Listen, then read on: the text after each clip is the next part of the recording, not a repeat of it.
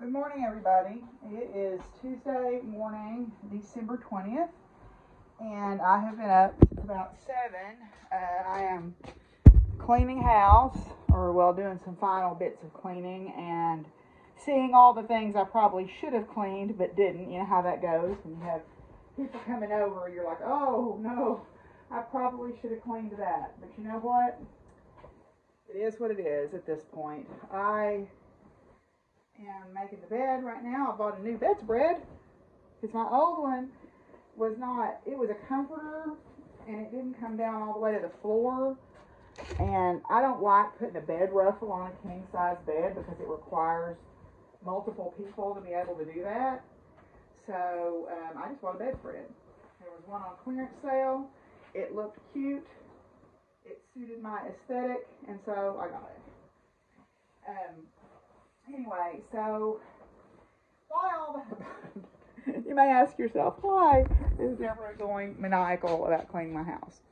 Well, the worst kept secret in the world, I think, at the moment, at least among my circle of people, is I have been sort of seeing someone. I met them in August, and I've gone out with them a few times now, and I like them a lot. We have a lot in common. So far, there have been no red flags to speak of. And I say that as someone who is looking for red flags like a bull looks for a red cloth, which is also a myth because bulls can't see red. They just don't like the flapping motion. But anyway, I digress. I have been seeing somebody since probably beginning of October. And this is the first time they'll be coming to my place. They want to see my animals and they want to see the farm, and that means letting them in my house. And in the past, my track record has not been great with people, let's just say. And no, son, you can't come in, I'm sorry. My track record has not been the best in terms of, I meet people, I pretty well like them, I think they like me, and after about 6 weeks, they bug out. And that's also around the time that they come here the first time. Now, it's not exactly true, but in my mind, those two things have become conflated. And so, I haven't really dated anybody at all for about 5 years. And part of that was, I haven't even tried, and that's because I needed to work on me, and I needed to figure out what I am and who I am and what I believe and how I look at the world and how I enter the world and what I want to get accomplished independent of somebody else. And my views on those, what I thought I wanted, are very different now than they were even 5 years ago. And a lot of that is the work that I do in my spiritual path. A lot of that is therapy. A lot of that is the women's book group at work, which is like therapy. And, so I feel like, I felt like at the end of the summer this year, I was in a place where I felt good about things.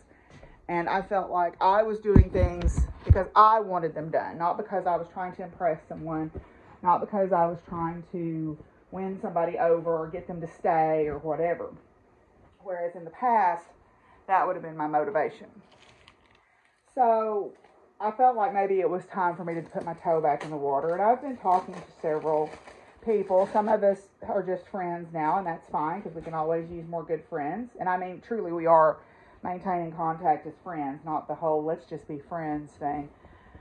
And there's still a couple of people that I'm talking to that are potentially someone I could go out with. But this person is someone I have a lot in common with, and they are fairly local to me, which is a nice surprise. So we'll see. We'll see. Honestly, the changes in the house that I've made, I needed to do for me. These are about me being comfortable in my house. And then if I am comfortable in my house, I will be comfortable letting other people in my house. And so, instead of going, oh, I hope they like the house. Well, they will or they won't. This is a house, and this is the way it is. And as I told them, I said, you know, yes, I have a lot of animals, and I don't apologize for that because I've saved a lot of lives. And I love my animals, and they have been a source of great comfort and company to me. And so I don't feel like that needs to be justified or explained. That this is who I am, you know.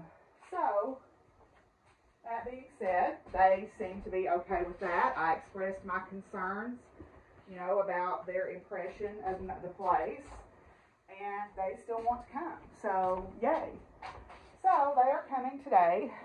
We're going to have dinner or lunch or whatever and look around and see the place and meet the animals and stuff and go from there. You know, so I am walking around.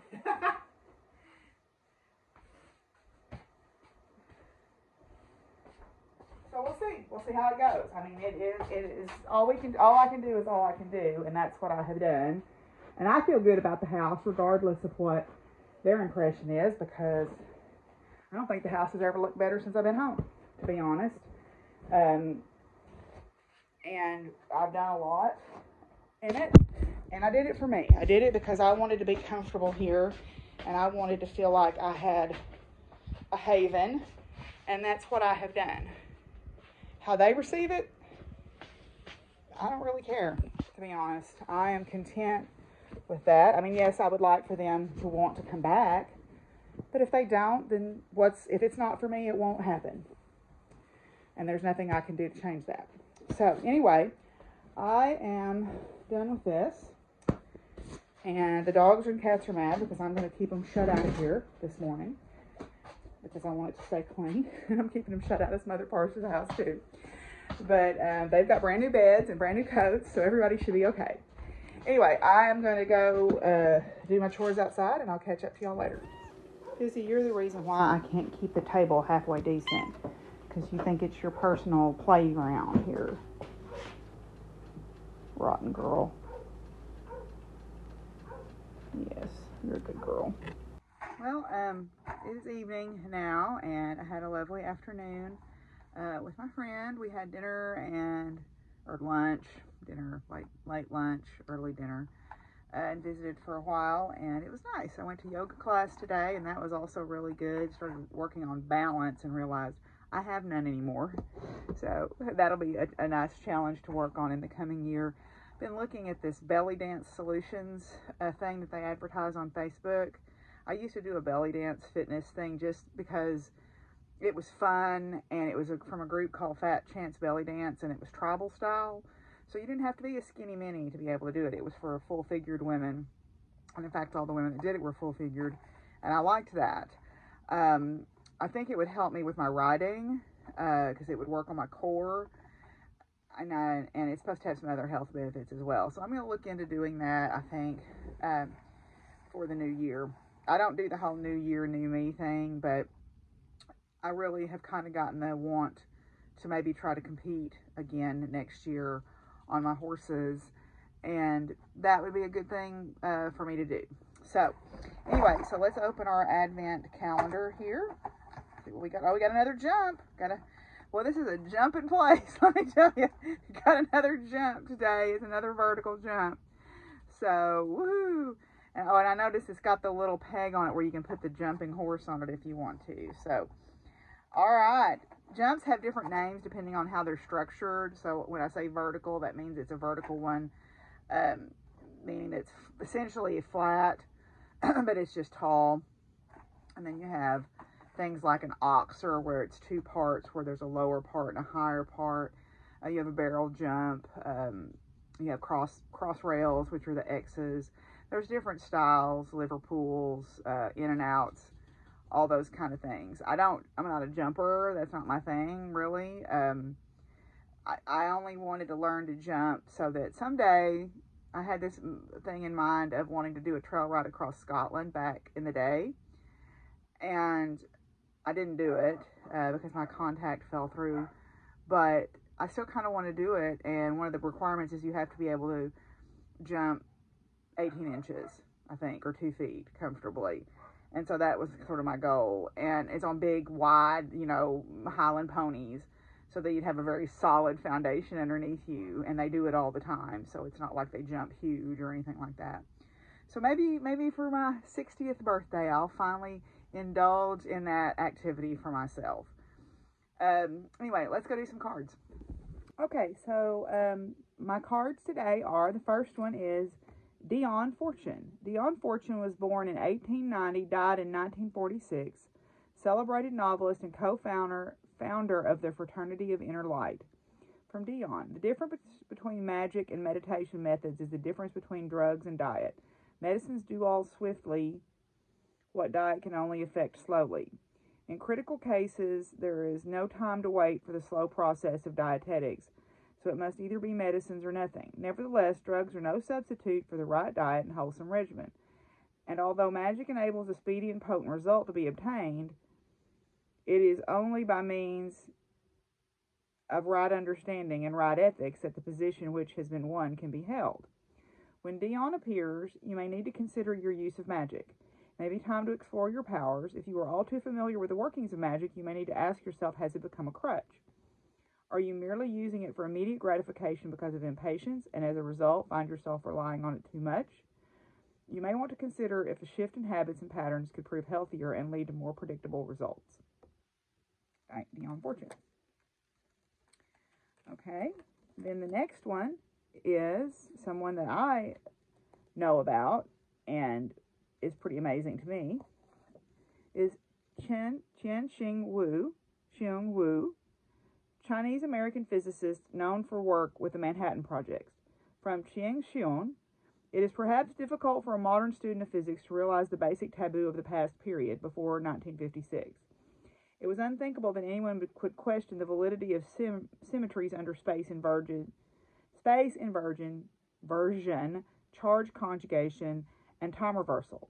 It would have been almost sacrilegious to do experiments to test such unholy thoughts.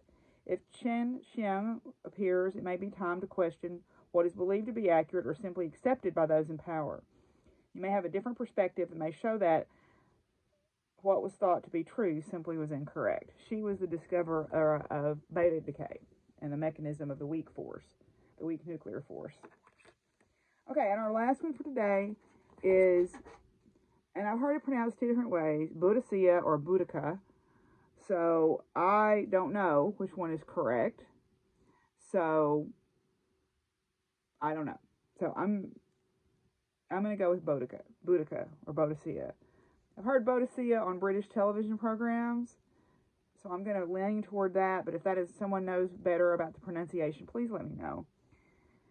Born 31 AD, died 61 AD, original badass and Celtic queen.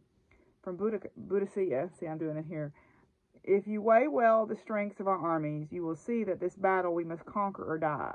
This is a woman's resolve. As for men, they may live or be slaves. I am not fighting for my kingdom and wealth now. I am fighting as an ordinary person for my lost freedom, my bruised body, and my outraged daughters. Boudicca may appear if you need the courage to right a wrong or stand up for yourself against someone in a position of power who violated you somehow.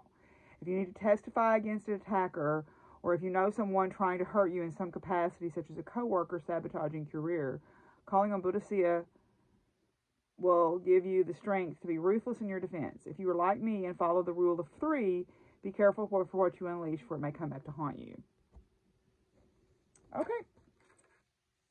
So, that is our cards for today. I am going to end this video here. I've got quite a bit tomorrow going on. We've got cold weather prep for this Arctic blast. We're actually under a wind chill warning, with wind chills predicted to be in the minus 15 to minus 30 range from Thursday night to Friday. That's dangerously cold. That's going to be an animal killer if people are not prepared. So my plan tomorrow is I'm going to get up early and go to the feed store and get some extra straw and get diesel for the tractor. And then Marianne is supposed to be bringing Gusty and Flame home tomorrow. Then I plan to put out 6 to 8 bales of hay for the cattle, an extra bale for the horses, for both pastures of horses, because hay keeps them warm. Also, I'm going to get extra straw for the rabbit cages and for the outdoor cats and the chickens and the geese and Penny. So I'll probably get 3 bales of straw. I've got to get those tubs off the back of there. I still got those on there. But I may go dump those first thing and then go to the feed store after that. But I've got to get diesel for the tractor, and I've got plenty of groceries. I mean, it's not going to be snowy. There's a little bit of chance of snow, but not much. It's not going to be like of the snowpocalypse or anything like that. And I mean a southern snowpocalypse, which is like an inch of snow.